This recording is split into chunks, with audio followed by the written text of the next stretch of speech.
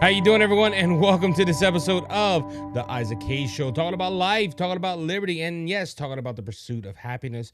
And to show everyone in the world that us Cajuns do have intelligence. Hope you're having a good day. Just remember that this is the day that the Lord has made. We should rejoice and be glad in it. A couple of things I want to address before we get into the news. One thing, I do apologize for last week. Did the Monday show, I believe, and planning to do a Wednesday show and a Friday show. Technical difficulties, family things came up, and I couldn't make it last week. So I just said, heck on it. And then getting to the studio today, running some tests, same technical issues. Got with my producer for Brother Just Searching, LB. LB, you're the best.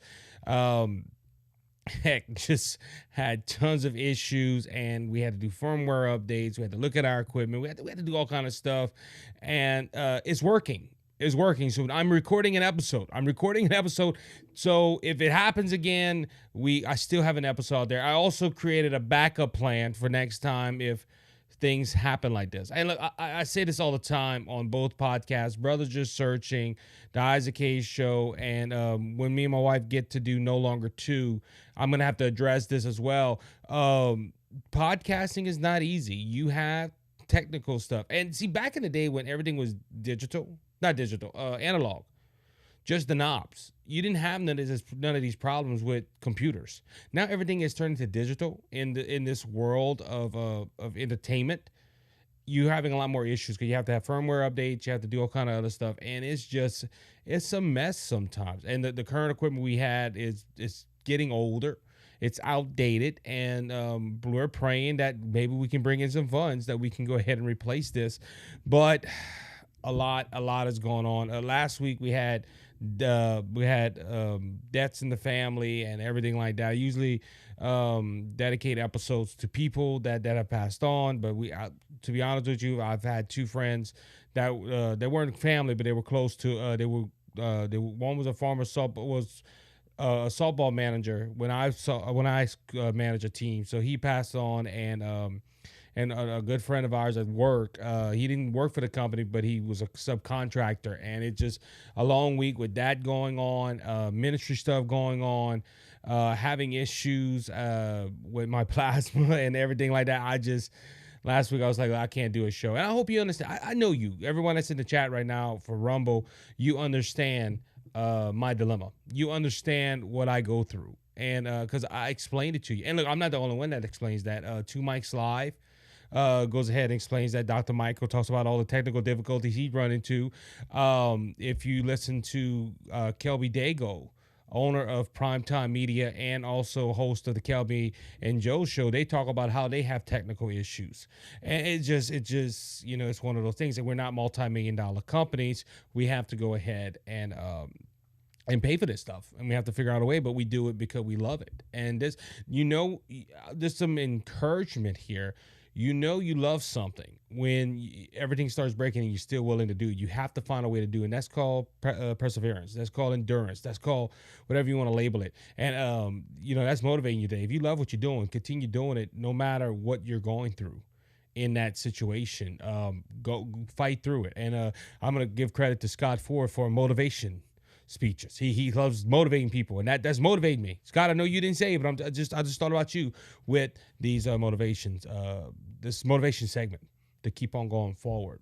Also, with that being said, got an announcement. I did announce it last week, not last week, the week before last, and I want to go ahead and do it justice because this is a big thing. If you notice, if you're watching on Rumble or you see on the podcast side, you see Primetime Media on the screen. That is because we have signed with Primetime Media. Primetime Media is a brand new company that was founded by Kelby Dago and his co-host Joe. I can't remember Joe's last name at the moment. Real good guys. They decided to go ahead and start this podcast network, and they reached out to me and they were like, man, we think it'll be in your best interest to go ahead and join up with us. And I thought about it, and we talked about it, and I said, look, let's do it. And so now I'm part of the Primetime Media family.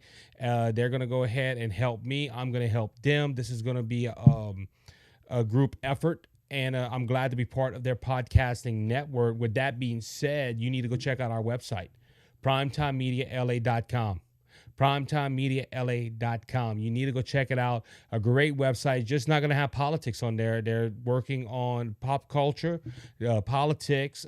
We are sharing news articles and we're putting them on there.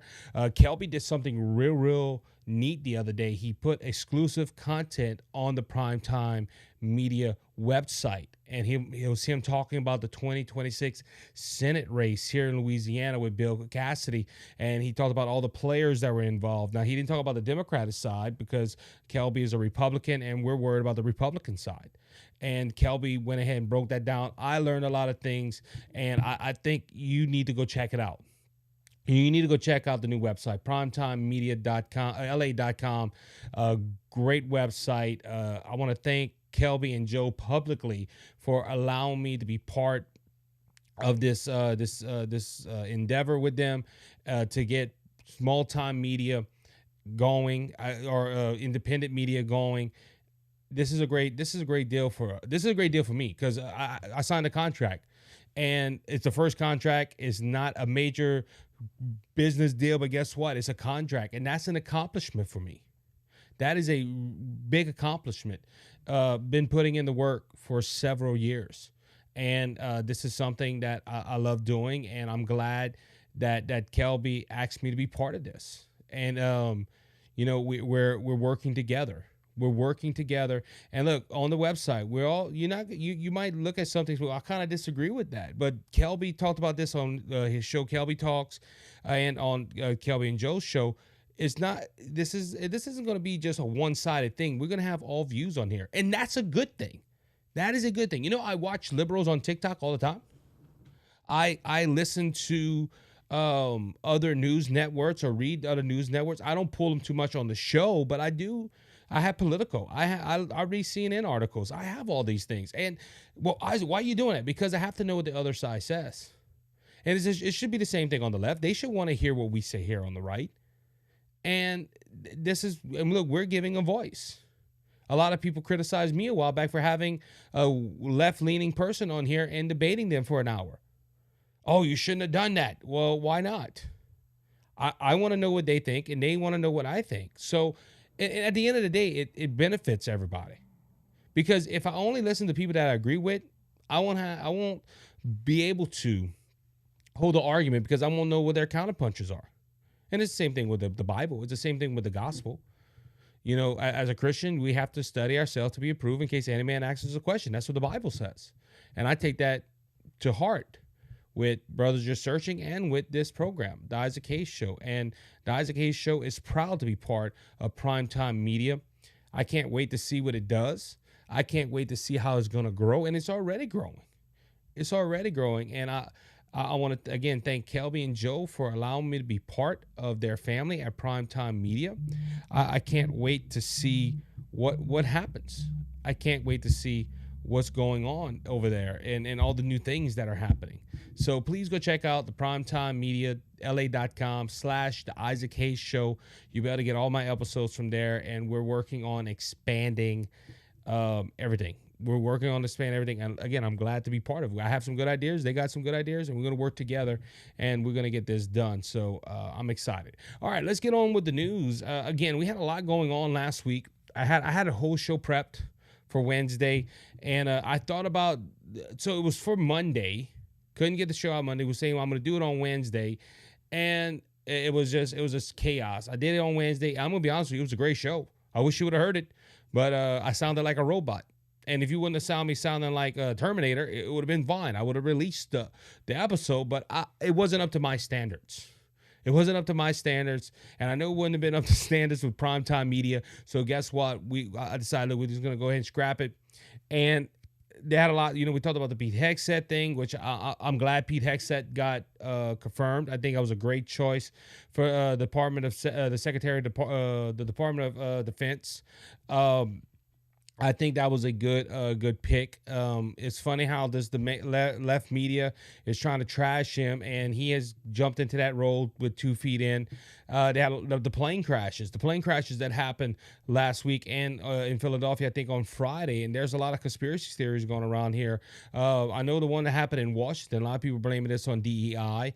They're blaming it on the Biden administration instead of picking people that were qualified. They went according to their gender and according to their skin color.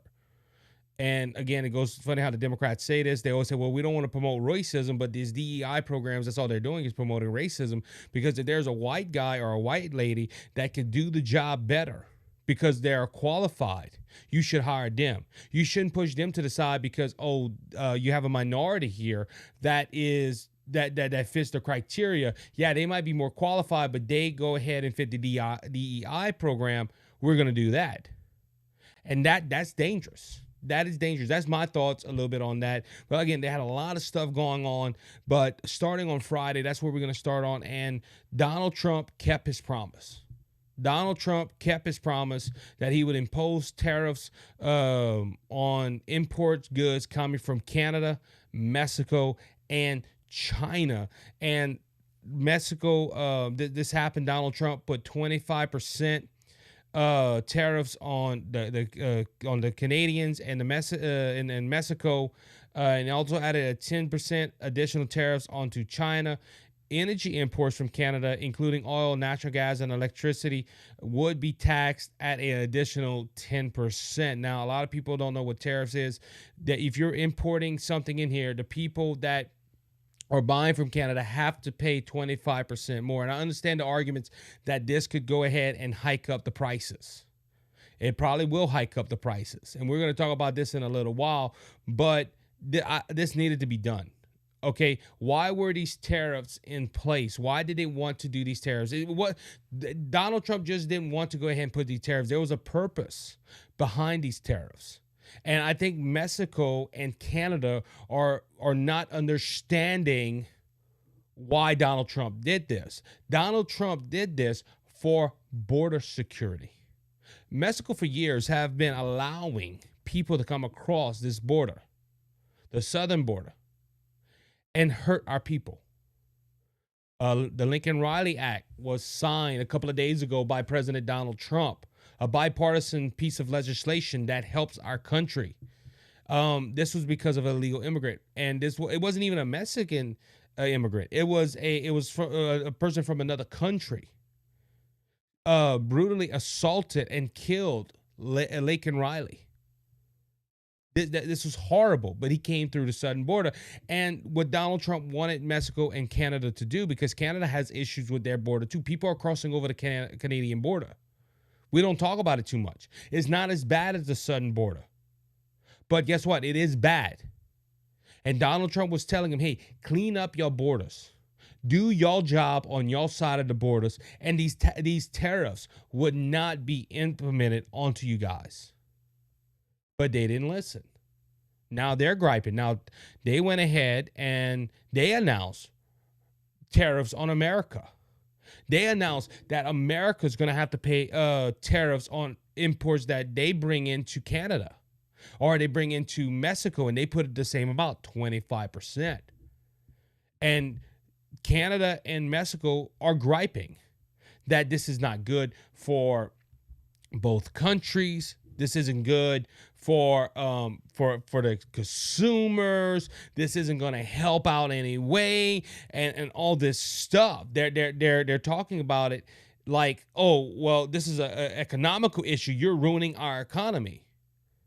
But the whole issue with this is that Donald Trump wants them to fix their borders. That's the issue right there. Donald Trump wants them to fix. If Canada and Mexico would say, we're going to implement border security, and we're going to fix these borders, 9 out of 10, Donald Trump would lift these tariffs. Now, he said, I think it was Friday or Saturday, one of the two, that he would not do it. They could, whatever they do, he's still implementing these tariffs. Now, we know tariffs probably going to raise prices. Now, some economists are saying it's going to be less than 1%. That's some economists. Some economists, especially those economists on the left, oh my gosh, you won't be able to afford a piece of bread.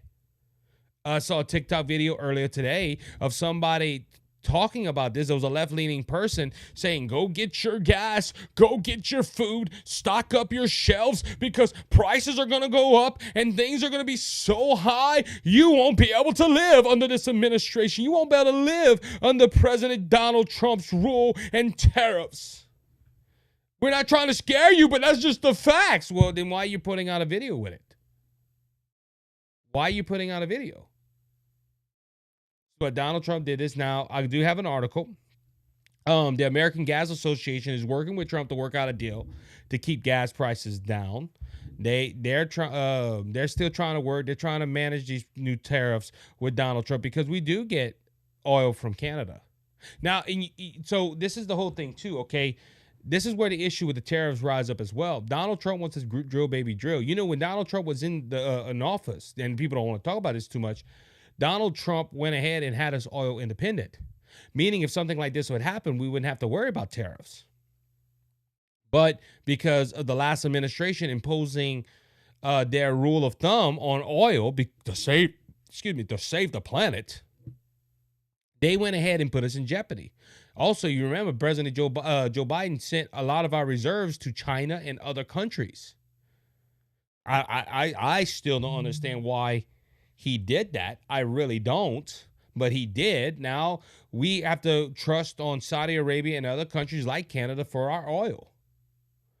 And they're saying this tariffs are going to hurt us in the oil prices. Roughly 9% of the U.S. natural gas supplies are sourced from Canada. AGA President and CEO Karen Herbert affirmed her intent to work with the Trump administration and other public statements. So they're trying to work with Donald Trump to see, hey, how can we get this done?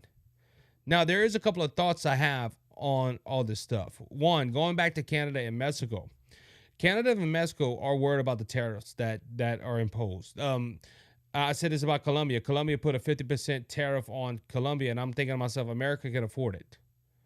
Okay, Canada and Mexico are our border friends. Well, supposedly. But their two leaders are left-wing nuts. I'm sorry to say this. And by their action, look, I don't even have to talk about Justin Trudeau too much. The new Mexican president in there is a woman, and she is proven that she is left-leaning in a lot of her beliefs that I'm aware of. She's attacking Donald Trump. She basically, I told this to a friend of mine this weekend, she's basically having a Twitter war with Donald Trump. That's the bottom line to that. She is fighting a war with Donald Trump on Twitter. Every time Donald Trump says something like the Gulf of Mexico turning into the Gulf of America, we understand why he wants to do that because of drilling and all this stuff. But she comes up, we want to take the western part of America because that was Mexico at one time. And like me and a buddy was talking about this weekend, that was a part of a deal that America earned or fought for, whatever you want to say it. I think America bought it from Santa Ana, according to my friend that's very familiar with the case. So if you can't change anything, that is America. The Gulf of Mexico, to my knowledge, I think it's international waters, some parts of it. But anyway, going back to Mexico and Canada, worrying about these tariffs and having these tariffs imposed on them. But, why not just amped up the border security like Donald Trump asked them to?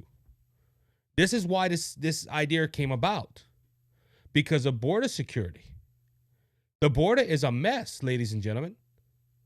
The Lincoln-Riley Act was signed because of this. It's sad that a lady had to lose her life for us to amp up security on our side. But we have these people that are crossing over both sides of the border. And Mexico and Canada are not doing diddly squat about it. Now that Donald Trump's in office, he's trying. But look, when Joe Biden was there too, these three nutcrackers, Joe Biden, Justin Trudeau, and the lady, I can't think of her name at the moment, are making these statements of how the border was open and border security, but everybody let the border open. Joe Biden didn't do anything on his side, so we had no resistance. And we have some of the most migrant crossings in Americans' history under the Biden administration. But now that Donald Trump is trying to protect our borders and trying to close it down on both fronts, he does need help from these world leaders that are our neighbors, our very close neighbors, mind you, to get the job done. Now that Donald Trump's saying, hey, let's impose these tariffs on him, they want to gripe and complain that Donald Trump's putting tariffs. And all they had to do is say, you know what, President Trump, we're going to work with you. We're going to amp up security on our borders. That happened the first time, if I'm not mistaken, to remain in Mexico. He talked to the Mexican president, if my memory served me correctly. They worked together. So why didn't Justin Trudeau just say, hey, I'm going to amp up our country's borders? Why didn't the Mexican president say the same thing? This would have all been avoided. I got two thoughts on it. One, they wanted to stand up to the big bad orange man in Donald Trump. And they didn't want to bend down to the will of America. If that's the case, hey, America needs to start buying from its own places. We grow tomatoes. We build cars here in America. That's what I'm hearing. Oh, we're not going to get no meat. We're not going to get no. But you know how many farmers we have in America? You know how many people we have here in this country that produces things we need in this country? And see, that's a whole nother thing too. Well, these people that live in this country that makes, that grows tomatoes and make milk and all this stuff, they won't have no more competition, meaning that they're going to raise the prices. Are the prices going up anyway? I think that's a false argument on that. Unfortunately, yeah, and that's a whole nother thing too. Taxes and all that stuff. That's where Donald Trump's trying to get a tax break for all these people. But you can't let the left don't comprehend it, or they're just stupid and don't understand it. That if you lower taxes, you don't have to charge high. There's a lot of things good about tariffs, but there's a lot of concerns too. I have concerns. But going back to that, they don't want the border to close. They want to stand up to the big bag orange man. And secondly, again, they don't want the borders to be closed. They want it open. Why? Well, I don't have no statements from these two leaders that we're talking about in Canada and Mexico. But if they're part of the left, they believe in something about uniting America, making it one big continent like the euro is. And the euro's already proven that it's false. It don't work. It didn't work. The euro failed. That's why UK broke out of it. And it don't work. But the left always pushes. The left is for open borders. They don't want borders. If you don't have borders, you don't have a country no more. And there's a reason behind them wanting open borders. But they want open borders, especially Canada and Mexico. They love when their people come across here illegally. Their people don't have to pay taxes, and because they don't have to pay taxes, they send money back to their countries where, listen here, you sending money to those countries builds up their economy. If you stop the flow of migrants coming into the country that's more wealthier than yours, you lose that income. That's the whole reason why they don't want these borders closed. And look, I'm here. I'm an eyewitness. I was a subcontractor for a company. And they had immigrants that were here legally, not illegally, but legally. And I would talk to them. They would come here for 3 to 4 months at a time, then go home for like 6 months, and they would not work. They would live like kings. And I asked them, how you do that? Well, we work 3 months here. We get to go home, and we're rich. Why? Because they got, and look, that's done legally. Okay, that I'm fine with that. I don't mind a immigrant coming here on a work visa and working and earning his money and going home and living the best life he could. I'm not against that. But our currency is way more than Mexico. I was watching TikTok earlier. Guy was in Mexico, went to a Walmart in Mexico, and he looked at eggs. Here, eggs, I don't know where he was priced at, but $7 and some a dozen. They're not that high in Louisiana, but they're high, $4 to $5 a dozen, depending on where you go. They were paying like 34 pesos, which came out to $1.82. 34 pesos, $1.82. They got cheap eggs there. Well, and look, they don't put them in the freezer either because they don't cold them. They're not worried about salmonella and stuff like that. But you get what I'm saying? It just they love when people come here. Again, I'm gonna give you another example. My brother told me this story of someone he knows. Well, I think it was my brother, somebody I know, was talking to a immigrant here that was on a work visa, and he said that, man, I got 3 houses. I built my mama a house, my dad a house, and me a house. I'm here, work for a couple of months, and go back and live like. Now, look, don't get me wrong, they work. Don't get me wrong, they come here and work for a while, and they don't see their families. But for us to do that in another country, for me to go to Mexico and do that, it's impossible. I wouldn't make enough. I'll live in poverty. This is why Justin Trudeau, and in my opinion, okay, this is an opinion of mine. This is why I think they like it being like people coming across here, because they send that back to their families, and guess what? They get a good bump in it. And this is why they don't like tariffs either, because all that extra money is coming in now is going to be imposed on them. Now, again, people are saying with tariffs, and I heard someone say, well, it goes on to the person that's importing the goods in, then they're going to go ahead and put that cost onto the consumers, and now we're going to raise money. Again, I heard an economist say earlier, well, that's going to raise 1%. There's other ones that are pulling their hair out, and we're going to have to wait and see. I just remember, because there was one person on TikTok said there's no record in history that tariffs worked before the 1900s. Well, Donald Trump imposed tariffs on countries before he was voted out of office, and our economy was good. We were always all independent. I don't know about you. I know this is Louisiana prices, but $1.73 the day that Donald Trump walked out the White House and Joe Biden walked in. Food prices were low. There's records on that. They don't want to show that. They just show tariffs don't work. But why did it work 4 years ago before Joe Biden was in office, and it's not work? It's not going to work now. They said it then when he imposed tariffs. It wasn't going to work, and all of a sudden it worked.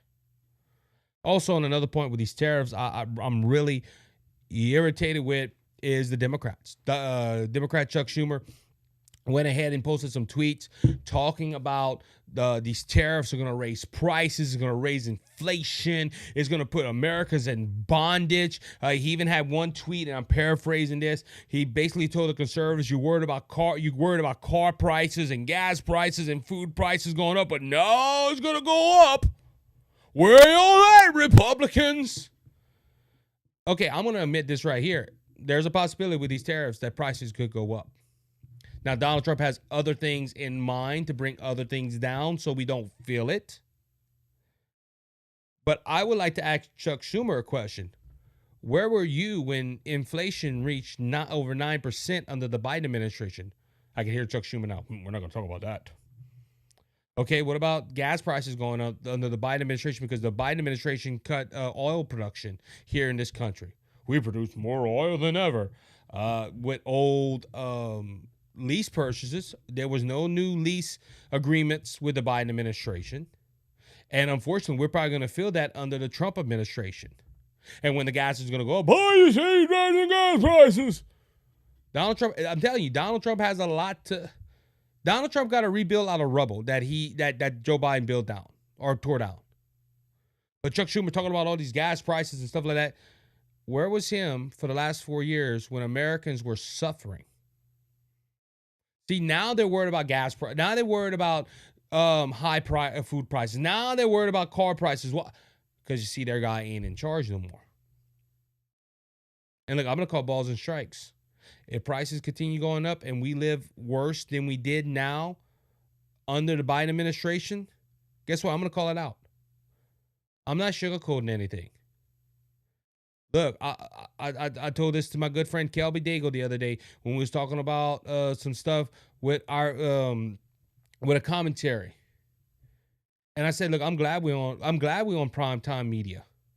I'm glad we're independent podcasts. We have a voice. We can speak how we feel. We're not worried about that we're going to be canceled. I'm going to tell you the truth. I'm not going to sugarcoat it. And again, look, the way that I'm hearing and the way that I'm looking at this and listen, I was hearing 60 Minutes last night in their view of it.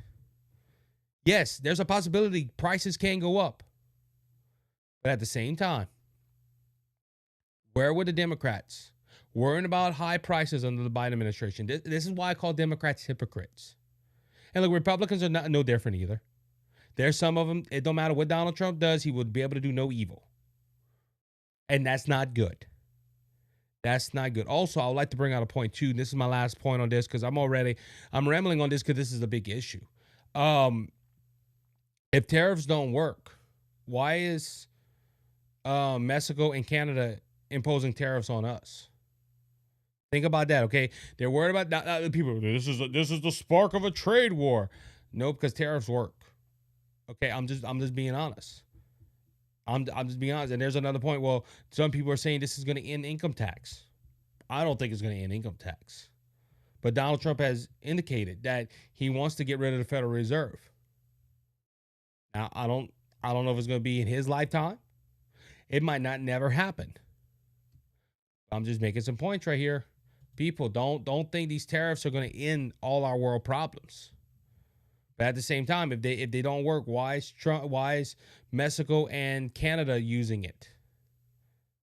Now they're looking at an economical front. Don't get me wrong. That's maybe why they're doing it, but we're gonna have to wait and see. But that's what happened on Friday and over the weekend. That was the big news because that's still going on. That and the plane crashes have been a big issue. If you're in the chat, go ahead and hit the follow button, hit the subscribe button. If you're watching this, if this is your first time, welcome to the Cajun Conservative family. Again, go check out the new home of the Isaac Hayes Show, primetimemedia.la. I messed it up. PrimetimeMediaLA.com/Isaac Hayes Show. You find all our new episodes on that website. Go ahead and check out PrimetimeMediaLA.com. You will not be disappointed. You can also listen to Kelby and Joe's show, Kelby Talks. They're also talking about having more podcasts come on there. They're releasing articles, doing opinion pieces, and also doing exclusive commentary. Go check that out. Great website. Glad to be part of that family. If you're in the chat, go check that out for us and subscribe. Go check them out. Kelby and Joe are not on Rumble yet.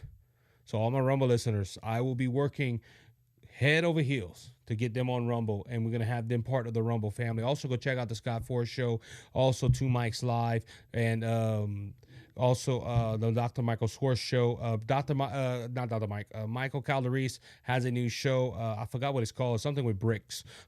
Sorry, Mike. But yeah, and I haven't listened to them in a while either. I've just been extremely busy last week. All right, let's go ahead and continue. Also, go check out Amber May. I gotta get back with Amber May because I was supposed to be on her show last week, and unfortunately, again, things happened. I couldn't do it. But anyway, let's go to the Senate hearings. And last week, RFK Jr., Tulsi Gabbard, and Kash Patel went ahead and had their Senate committee hearings. RFK Jr. had two of them. Now, I'm gonna say something. I'm gonna be honest with you. I have changed my view on RFK.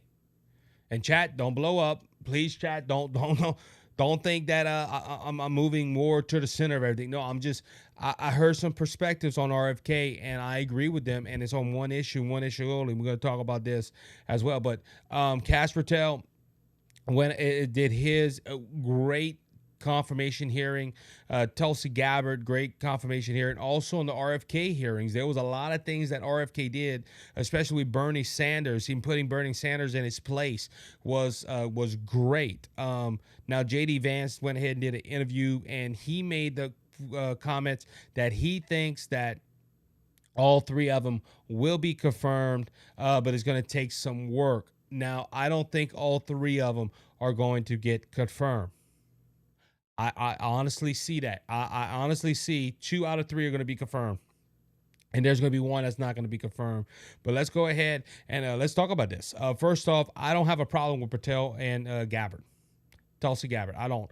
Kash Patel and Tulsi Gabbard. I didn't know too much about Kash Patel, so I went to do some research before jumping on this episode. And Kash Patel has a long history of law enforcement and being an attorney. I think he's qualified to run the FBI. What the left is scared about Kash Patel is that he's gonna go and bring you know bring I'm trying to think of the word. He's gonna bring the honor back to the FBI. Let's use that. He's gonna the purpose of the FBI going after crimes, investigating crimes. He's going to do that. That is his job. That is what he wants to do. He wants to go ahead and bring honor back to the FBI. Now, there's a lot of people thinking that Kash Patel is going to go after his political opponents. I don't think that's going to happen. I really don't. Donald Trump said he was going to throw Hillary Clinton in jail. He didn't. So we're going to go ahead and see what Kash Patel is going to do. But I think Kash Patel will be a great FBI director. Does he stay in his role if, God forbid, another Democrat president comes into play? No, they might fire him, and they're going to honor that president because he went ahead and took a leap of faith and fired an FBI director. Don't know. Tulsi Gabbard, on the other hand, too. She's having a little with the Democrats. They don't like Tulsi Gabbard because in their eyes, she's a traitor. Tulsi Gabbard has a lot of things that she has changed her view on. She was a Democrat congresswoman. She ran for president as a Democrat, but changed her affiliation to Republican and has changed a lot of her views. I think she's a good choice. I think she has proven to the Republicans that she is changed. She is a different person. I'm not against Tulsi Gabbard. Now, both of them are going to have fights. If the worst case scenario, though, I honestly believe is going to be a 50-50 vote. And J.D. Vance is going to come and remove and cast the tiebreaker vote. I see Kash Patel and Tulsi Gabbard being confirmed possibly sometime this week. There's other confirmations going on, but these are the big three. Pete Hegseth covered all the news. They said he was the most controversial. I disagree with the mainstream media. I think the most controversial person is RFK Jr. RFK. I don't believe RFK gets confirmed, and I'm basing this all on one issue: abortion. I'm gonna go ahead and give credit to where credit is due. Kelby Dago and on the Kelby and Joe show, and also Primetime Media did a segment on their show, the Kelby and Joe show, and they talked about this. And Kelby brought out some good points about RFK. I remember when RFK was running, I made a point. I said he's a Democrat. He has the mindset of he's a Democrat. He's a lifelong Democrat. The only reason he changed independent because the Democrat Party did not want him to run for the Democrat nomination. If he had a good shot to be the Democrat nominee, it would have been Donald Trump and RFK. And possibly RFK would have won, because I know people personally that was going to go ahead and vote for RFK. And the issue that I'm about to bring up, abortion, was one of the issues I told people not to vote for him. And Kennedy supports abortion. He's going into a healthcare role where he will be supporting abortion. And again, I'm giving credit to where credit is due. Kelby Dago did an excellent job pointing this out. You have Republicans that are pushing for RFK. You have our own Republican representatives wrote some. I think it was the LA GOP wrote to Kennedy and wrote to Bill Cassidy, telling him to confirm this man. Now, Bill Cassidy is one of them that is hindered about voting for RFK Jr. Now, look, I don't like Bill Cassidy. If you go through the archives of this show and you see when I talked about Bill Cassidy, I cannot stand Bill Cassidy, especially 4 years ago on his impeachment vote. I think he was wrong. He said he didn't think it was constitutional, but he did it anyway. That's the issue I have. It's not that he just voted to impeach Donald Trump. He said he didn't think it was constitutional what the Senate was doing, but he went ahead and voted for to impeach Donald Trump anyway, because it was a safe vote for him. Nobody thought 4 years ago that Donald Trump would be the president again. They thought his political career was dead. Cassidy found out wrong. Now Cassidy's having a different tune. He's also facing a primary. So we're going to have to wait and see. But he's one of them that's thinking about not voting for RFK. Why? Because of the abortion issue. And I agree with the assessment that if you are a Republican and you are against abortion, you should not put somebody in there in that position that can ruin your agenda. Oh, Isaac, that is just one issue. I understand that's one issue, but I believe that is the biggest issue. Now, look, there's a lot of things that Kennedy says, RFK says, that I agree with. But on that stance, I disagree with him. And unless the Senate says, are you going to go ahead and protect the life of the unborn? You do not change. You follow our policy, not what you think. And he says yes, and he fulfills that promise. Guess what? I don't disagree with him being confirmed. But if he says, well, no, I don't. I think, as he said in a podcast, the state shouldn't worry about abortion, which I think is baloney and wrong. And they should determine when the abortion should happen up to the last month or the last trimester. I think RFK is wrong.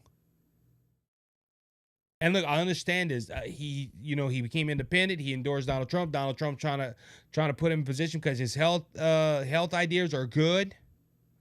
But I just can't see me encouraging my two senators to vote for him that are supposed to be pro-life.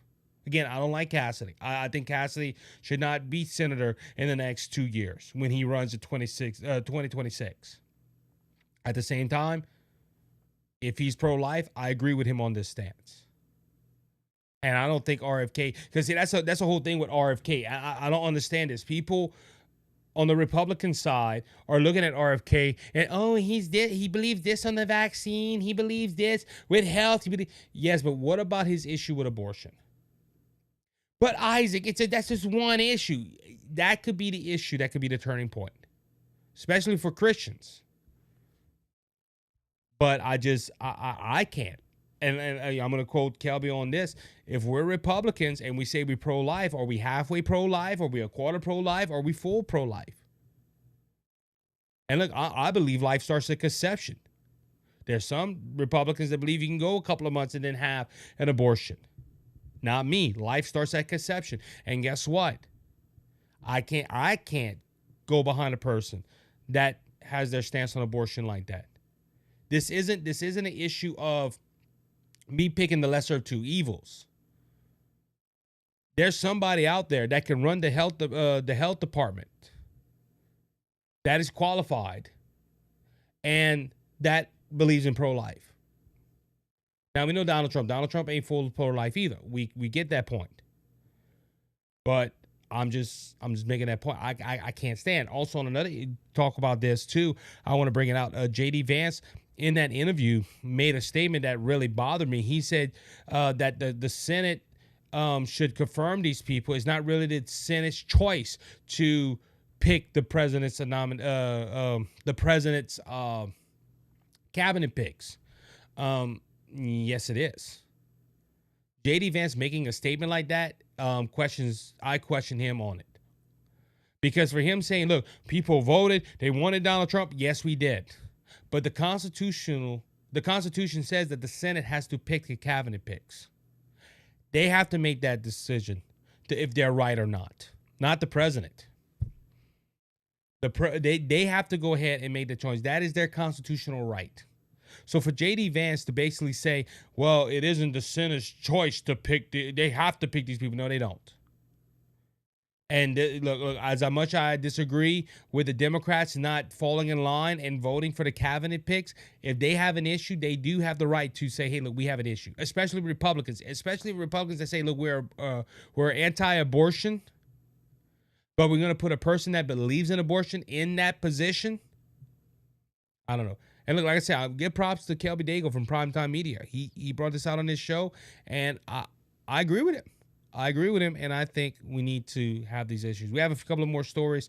Not that many stories today, guys. But I'm going a little long on a lot of stories. And look, you can tell I've been out for a week. I rested. Along with all the headaches, I rested a little bit. All right, Hakeem Jeffries made some comments that really made me scratch my head. Hakeem Jeffries was talking about the Trump administration, and according to Fox News, Hakeem Jeffries pledges Democrats will fight Trump agenda in the streets. House Minority Leader Hakeem Jeffries is being criticized by Republicans and yours truly. And Republicans, after pledging Democrats will fight President Trump's agenda in the street. This is his quote: "Right now, we're going to keep focus on the need to look out for everyday New Yorkers and everyday Americans who are under assault by an extreme MAGA Republican agenda." I want to stop right there. He's talking like this, but MAGA means make America great again. Oh, that is an extreme agenda to make America great again, make America the best country ever in the world.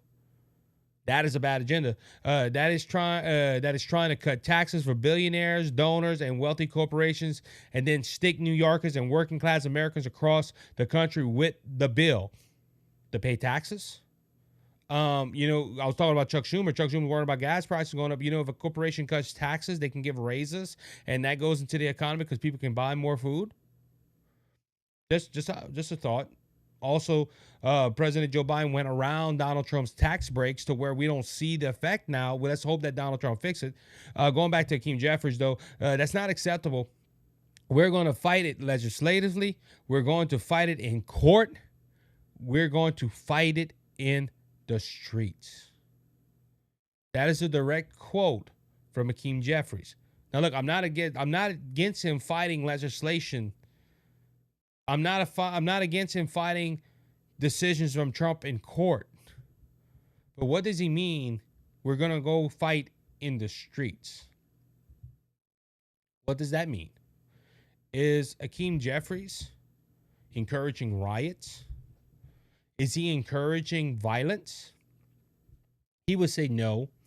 He probably would say, well, I'm talking about peacefully protesting. I'm talking about peacefully executing your constitutional right. I'm not against that. Okay, I'm not against people like this past weekend. There were some people protesting in Lafayette for an issue. I'm not against protesting. However, I'm against protesting when it turns to violence, because there's no longer a protest, it's a riot. And look, a lot of people might disagree with me on that, but look, January 6th, yeah, they had a lot of things that I disagree would happen on January 6th. I don't think people with the pardons, I'm glad Donald Trump pardoned the January 6ers, because a lot of them January 6ers shouldn't have been in jail for years. They should have maybe paid a fine. That's it. They were politically charged and politically exhibit that I disagree. That, like I said, but that was a peaceful protest, starting out peaceful. There was no violence in the morning. People got angry and they let their emotions get the best of them, and they ran the Capitol. Okay, and look, you can say whatever you want. Look, I don't believe it was an insurrection, but I will call it a riot. It was a riot. I'm just, that's that. Okay, you cannot look after the initial push and everything. People walking around, they weren't doing anything. They had people in the Capitol saying, "Look, don't do this." That went to jail. But at the same time, it was a riot. Hakeem Jeffries might be saying, "Well, look, we're not endorsing a riot or violence. We're just peacefully protesting." I'm not against a protest. A riot, however, I am against. Again, I'm going to call balls and strikes. I wasn't up for a while, just saying. But when he makes comments like this, we're going to fight the Trump agenda in the streets, there will be people that take that literally, and they're going to go fight on the streets.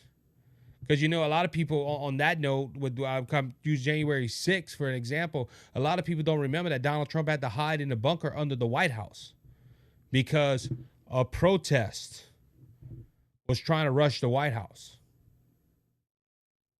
A lot of people don't remember that.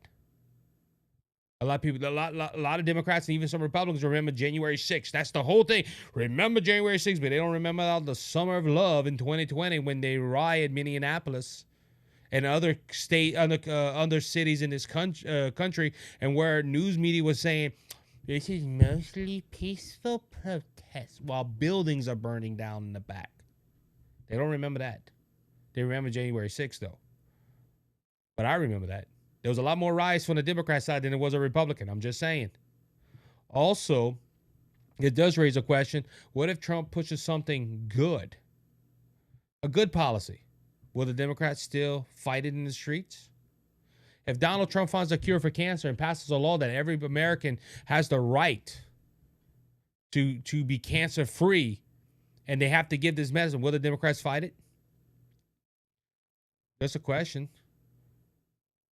Will they fight it because it's going to make Donald Trump look good? Well, Hakeem Jeffries making these statements, I have questions. We're going to fight legislative. We're going to fight in the courts, and we're going to fight on the streets. What about the good stuff that Donald Trump does? Look, I'm going to be honest with you. I don't know what Biden did good. I really don't. But you can, even some Democrats can say, yeah, Donald Trump did some stuff the first time to help us. And his first 100 days, he's helping us now. Just the Dodge program that he put, they're saving billions a day.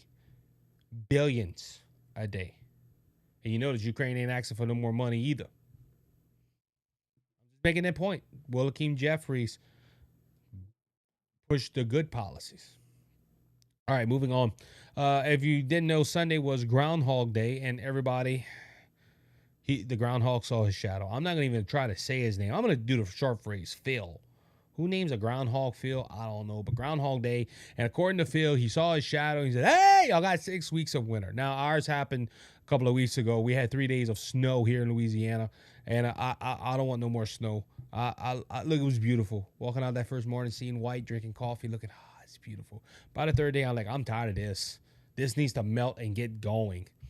But anyway, he predicts that we're going to have 6 weeks of winter. Now, if normally I wouldn't worry about this.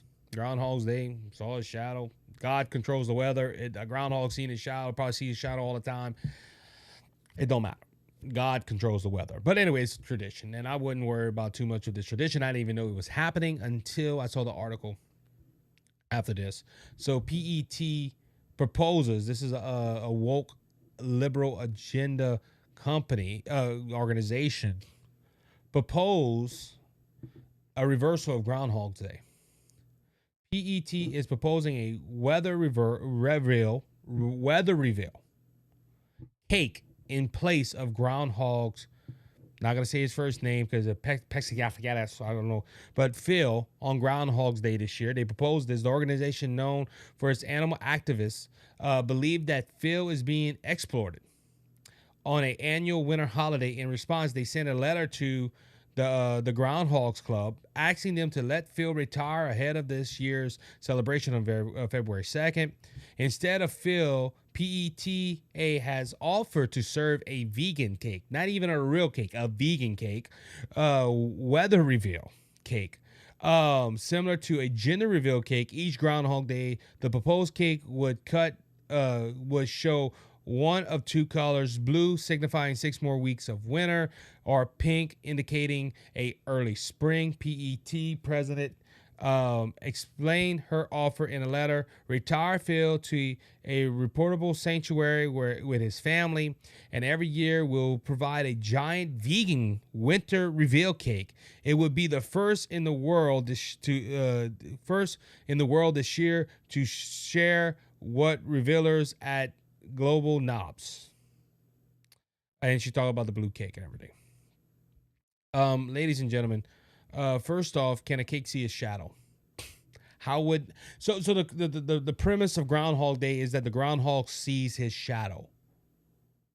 That's how he knows that we're gonna have 6 more wins. Now we understand, but through science and everything like that, they make this prediction based on the weather patterns and everything like that. There's a scientific thing, and they say when they take the groundhog, he's seen his shadow, and they like a couple of weeks later, hey, there's going to be 6 more weeks of winter, or a long winter, or early spring. That's how they say that's how the cake's gonna be. But the whole thing is that he has to see his shadow. How can a cake, a weather reveal, replace this tradition of a groundhog? It can't. Also, question I have is, why a vegan cake? Now this is because they're animal activists and they don't want animals to die, so they're gonna give a vegan cake and everything. But if it's based on animals being eaten, I've been hunting for years. I've never seen anybody shoot a groundhog and eat it. I don't even know if it's edible.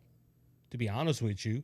But you never see a groundhog die. So it's not that we're not killing this groundhog after Groundhog Day and putting him in the oven and eating a groundhog souffle.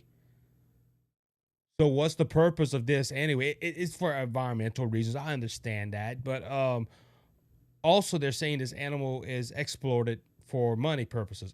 Which animal isn't it? The Budweiser horses don't get paid, but they live a good life. Same thing with a groundhog. This groundhog, yes, is in captivity, but this groundhog is living a very healthy life. If you look at the groundhog, he ain't suffering too much. He ain't digging too many holes. He's probably sleeping and eating carrots. But this animal is in torture because it's in captivity. We need to let it go out. Again, see the picture of the groundhog, fat as a you know what. He's eating healthy. You put that animal that has lived in captivity for years in the wild, the first predator that comes around is going to have an easy lunch. So you're not really caring about the animal, but it don't look right that wealthy men are using animals. Well then, hey, if you have a dog, let the dog run around and get hit in the car. Oh no, I gotta protect the dog. This is all based on the whole premise that America has the same, the animals have the same rights as human beings. Like I said, that groundhog ain't worrying about his check. Now, look, don't get me wrong. Do they make money off of it? Yeah, they're using an animal to make money. They're right on that. They're exploiting the animal, but the animal's living pretty healthy. You know, they don't bring Mike the tiger to LSU no more because that was inhumane to put the animal in a cage. They need to let that cat live in the wild. I seen Mike the tiger. I seen him up close. I went to an LSU game this year for the first time. Me and my sons brought them to see Mike the tiger. That tiger is not suffering. You should have seen the pictures of him in the snow. He was not suffering. These animals are not suffering. You put the animal in the wild, it's going to suffer. All right. Also happened last weekend. Donald Trump ordered a airstrike on ISIS leaders in Somalia. This happened. I think it was Saturday. Saturday. Donald Trump said he ordered this military airstrike, taking out senior ISIS planners and other terrorists. The planner had recruited. The strike comes just weeks after ISIS-inspired terrorist attack killed 14 people and injured dozens more after he plowed into a truck in New Year's Eve revelers in New York.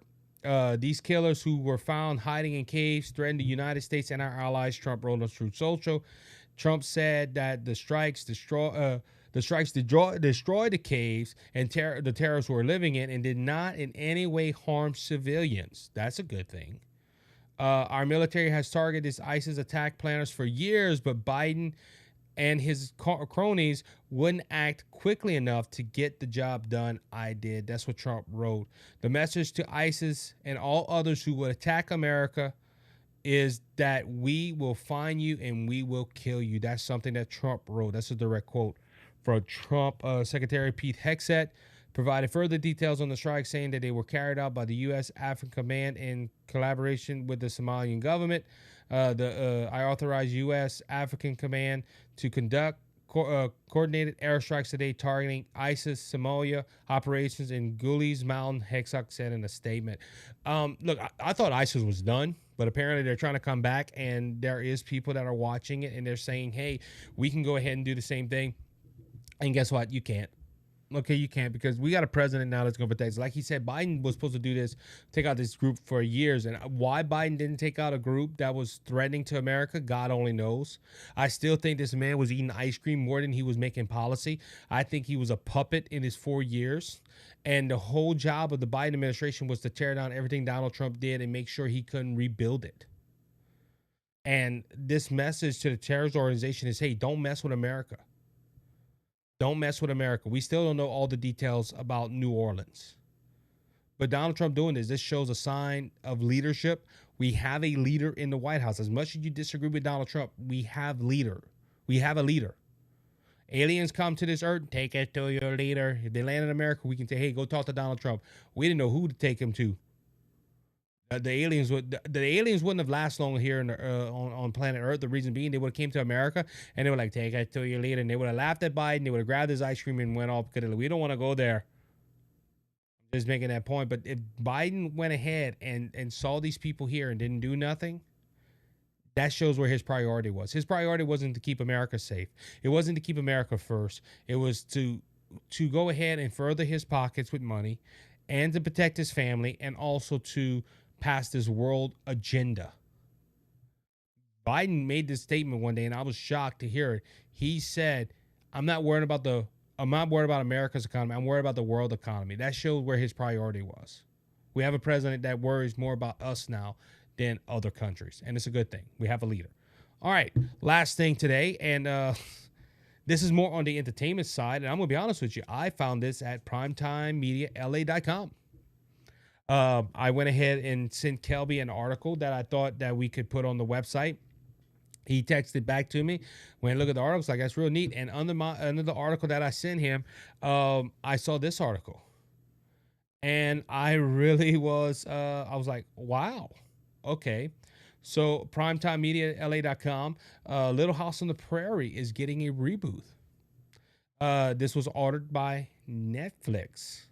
So Netflix went ahead and got the rights to remake this iconic series. Now, if you don't know Little House on the Prairie, I'm going to give you a little bit of history on it because for some reason, I'll just give you some context of how I know this. I watch a show and I fall in love with it and I just have to study it. Like right now, I'm looking at House and I'm watching all the episodes of House and I was like, man, I want to know, why did this series of House come about? Like, who thought of this? And I start doing research on it. Now, I don't know, I'm not in depth as other shows, but I go look at it. If it's fascinated to me, I will go ahead and I will read it and I will study on it. And it's just, I told my son that this morning. My son came asked me for my iPad, and I told him, son, I can't do it. I was prepping for the show early this morning, and he was like, well, Dad, I want to watch your iPad. I want to use your iPad. I was like, son, you can't. And he said, well, what you doing? I said, son, I'm reading. And I looked at him. I said, I read a lot. And he said, I know,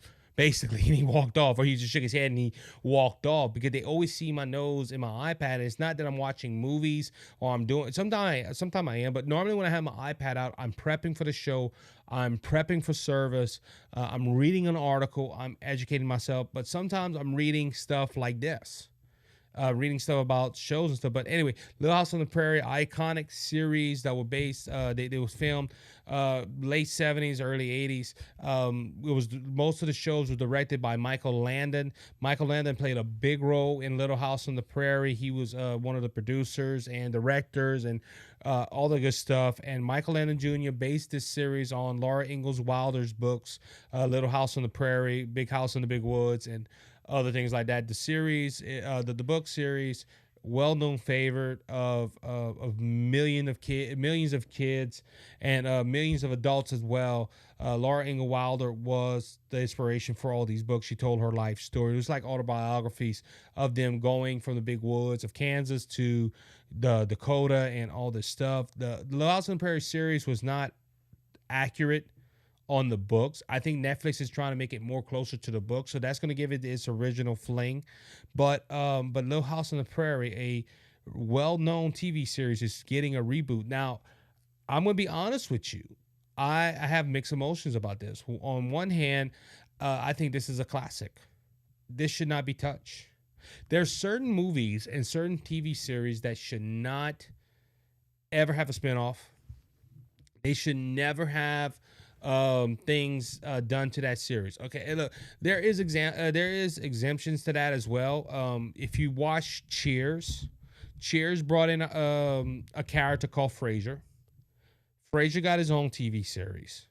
Now Frasier, which I heard the other day, they're canceling the new Frasier shows after 2 seasons, and I'm like, man, I like the new Frasier shows. Now that won't be the first thing I watch, but that's that. I was like, man, I think they did a real good to continue the story of Frasier. But that was an example of that being the exception of a show like that. But normally, if you do spinoffs and stuff like that, they don't do well. But Little House on the Prairie, they did. It was a real good job Michael Landon did a good job. The production teams of the 80s and the 70s and the 80s when the show aired, it was good. And this is a classic. I don't think it should be touched. I don't think it should have a reboot. That's my opinion. But on the other hand, I want to see what it does. Because look, this might be a diamond in the rough. The reboot might be awesome if they don't pervert it. See, Michael Landon had a code of ethics. Michael Landon's personal life, if you study his personal life, was he wasn't the greatest person.